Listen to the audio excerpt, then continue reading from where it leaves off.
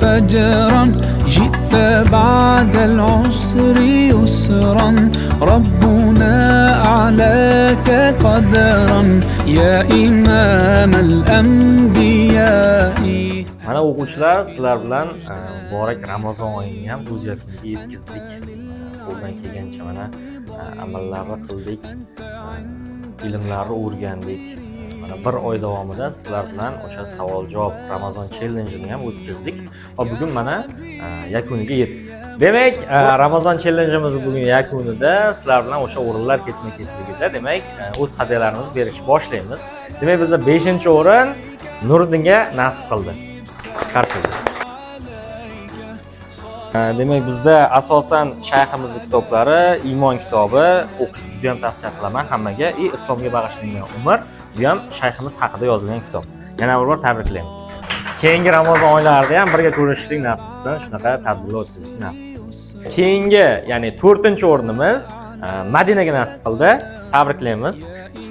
Shayximizni ijtimoiy odoblar kitobi, ya'ni bunda asosan ijtimoiy tarmoqlardan yoki hayotda qanday foydalanish kerak, qanaqa umuman holatda umumiy tarbiyalar berib o'tilgan va Qur'on va sunnatdagi ilmiy mo'jizalar bu ham shayximizning kitoblaridan bo'ladi.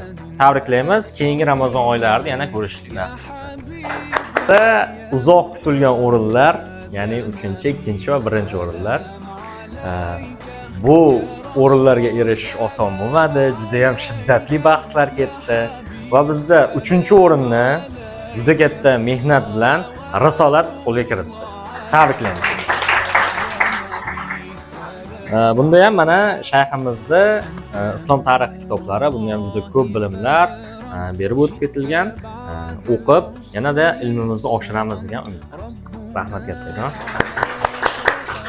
Demak, bizda shiddatli 2-o'rin, ya'ni juda ham bir kurashlarga boy o'tgan 2-o'rinimiz Shamsningga nasib qildi.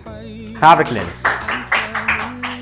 Demak, Shamsningga ruhiy tarbiya kitobimiz, bu ham shayximizning kitoblari, juda bir ilmga boy bo'lgan kitoblardan, juda bir ko'plab ilm olish mumkin bo'lgan kitoblardan bittasi hisoblanadi. Demak, buni foydalanib, bemalol o'qib, yanada ilmimizni oshiramiz. Bizda 1-o'rin sohibi juda ham bir tirishqoq, o'zini raqiblarini juda ham ortda qoldirib, 1-o'rinni egallagan Soliha Bonuga nasib qildi. Tabriklaymiz.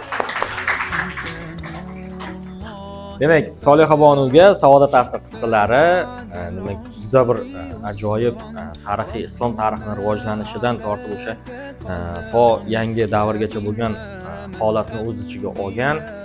Bu faqat 1-qismidan 4-qismigacha buni o'qib, keyingi yil Ramazongacha tugatib olsak, bemalol o'zi bir haftada o'qib qo'yamiz, to'g'rimi? Keyingi Ramazonda buni 5-qismidan 8-qismigachasi ham bor.